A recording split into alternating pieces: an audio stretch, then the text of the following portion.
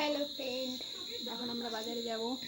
কিছু বাজার আছে, দরকারি কাজ আছে, সেগুলো করব। চলো দেখতে থাকো।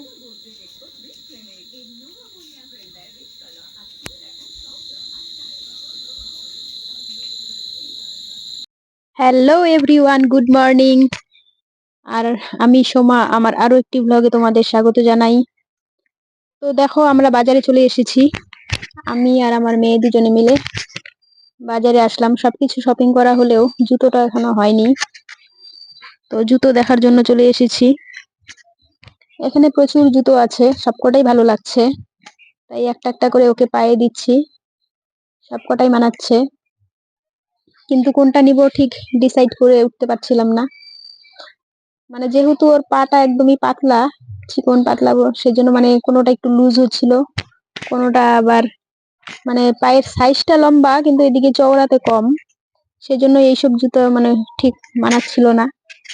অনেকক্ষণ ভালো করে দেখছিলাম এদিক ওদিক, আর দোকানটাতে ভিড়ও ছিল, যেহেতু পুজো চলেই এসেছে, আর বেশি দিন নেই, মাত্র আর কয়েকটা দিনের ব্যাপার। তো দোকানগুলোতে, প্রত্যেকটা দোকানে খুবই মানে লোকজনের ভিড়। সে কাপড়ের দোকানেই হোক আর জুতোর দোকান, কসমেটিক্স এর দোকান, যেখানেই যাচ্ছি খুবই ভিড় হচ্ছে। এই যে এদিকে দেখো কত জুতো জুতো দেখছিলাম, তার সাথে আবার যেহেতু ব্যাগও আছে, ব্যাগও দেখছিলাম। ঘরে যেগুলো ব্যাগ আছে সেগুলো হয় একেবারে বড়, না হলে একেবারে ছোট। তো ভাবছিলাম একটা ব্যাগও নিয়ে নিব। তারপর দেখো যে এদিকের ব্যাগগুলো দেখছিলাম, দুজনে মিলে ঠিক করছিলাম যে কোনটা নিলে, মানে এমন কিছু একটা নিব যাতে দুজনেরই চলে যায়। যেহেতু আমাদের দুজনের পায়ের সাইজ একই রকম, পায়ের গঠনটাও একই রকম, তাই ও যেটা মানে পরবে সেটা আমারও হয়, দুজনের একই লাগে। একবার ও পরে দেখছিল, একবার আমি পরে দেখছিলাম। নেওয়া অ্যাকচুয়ালি ওর জন্যই। তো যাই হোক, তারপর জুতো ব্যাগ এসব কেনাকাটা করার পর আরো কিছু দরকার ছিল, সেগুলো করে বাড়িতে চলে এসেছি। এটা ছিল কালকে রাত্রের ভিডিও। তো আজকে সকালবেলায় যে দেখো রান্নাঘরে চলে এসেছি, পটল ভাজছি। সকালবেলা পটল ভাজা, আর এদিকে লাউয়ের ঘন্ট করব, আলু সেদ্ধ দেওয়া হয়েছে, আর এদিকে ডিম আছে, ডিমের পোস্ট করব। এগুলো দিয়ে সকালবেলা চলে যাবে, আর দুপুরবেলার জন্য মাছ করা হবে।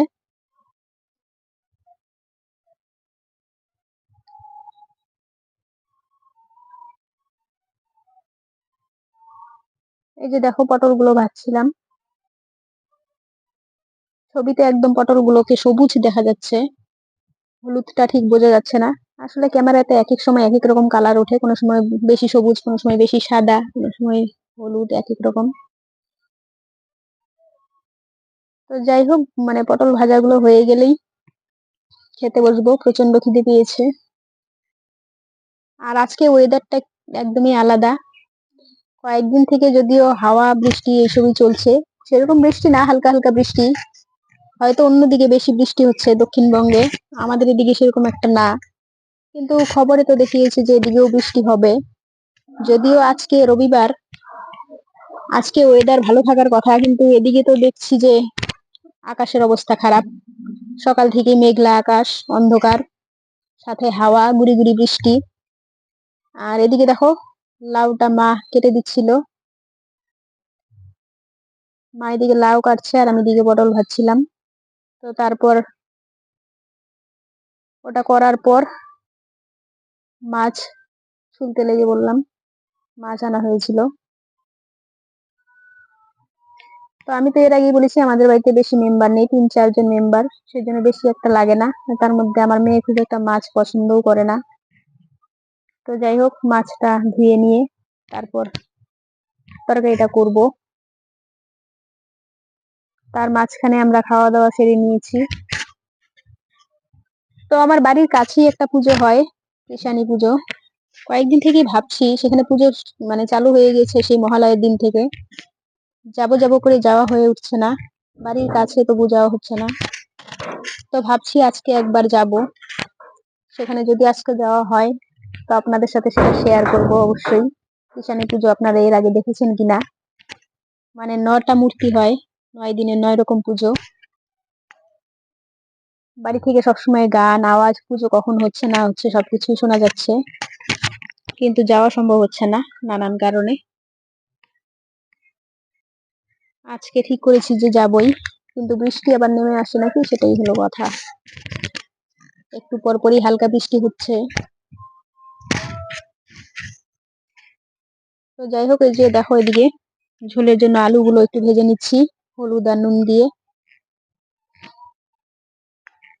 অন্য কিছু আজকে আর দিলাম না, ভেবেছিলাম একবার লাউ দিয়ে করব, পরে ভাবলাম লাউ দিয়ে করলে আবার মেয়ে খাবে না, সবজি দিয়েও আবার পছন্দ করে না, তাই ওর কথা ভেবে শুধু আলু দিয়েই করা হলো।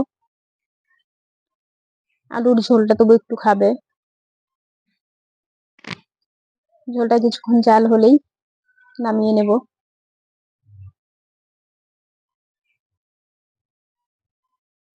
এই যে দেখো এদিকে কুমড়োটা, কুমড়ো তো না লাউ, বারবার কুমড়ো বলছি, মানে ভিডিওটা আগে পরে হয়ে গেছে আর কি। এটা মা নাড়ছে আর আমি ভিডিওটা করছিলাম।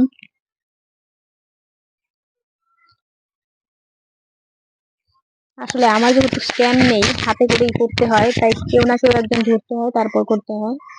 তো যাই হোক, তারপর সব কাজ কর্ম সেরে, যেহেতু এখন দেখা যাচ্ছে যে আর সেরকম রোদ উঠবে না, তাই ভাবছি গরমটা একটু কমে গেছে, এখন আপাতত সিলিং ফ্যান দিয়ে চলে যাবে। টেবিল ফ্যানের সেরকম আর একটা প্রয়োজন নেই, তাই ফ্যানগুলো গড়াগড়ি খাচ্ছে এদিকে ওদিকে, নোংরা হয়ে গেছে, সাদা কালারের ফ্যান, অল্পতেই নোংরা হয়ে যায়। তাই ভাবছি আজকে যখন ফ্রি আছি, ভালো করে মুছে পরিষ্কার করে ঢেকে রেখে দেব, আবার সামনের বছর গরম আসলে তখন। তাই দুটো ফ্যান দেখো এখানে, দুটো টেবিল ফ্যান ভালো করে মুছে পরিষ্কার করে নিয়ে গুছিয়ে রেখে দেব। আর যেটা স্ট্যান্ড ফ্যান আছে সেটা পরে তোলা হবে আর কয়েকদিন পর, আর আপাতত সিলিং ফ্যান দিয়ে চলে যাবে। তো ফ্যানের পাখাগুলো প্লাস্টিকের। প্রত্যেক বছর আমি নিজে হাতে এসব করি।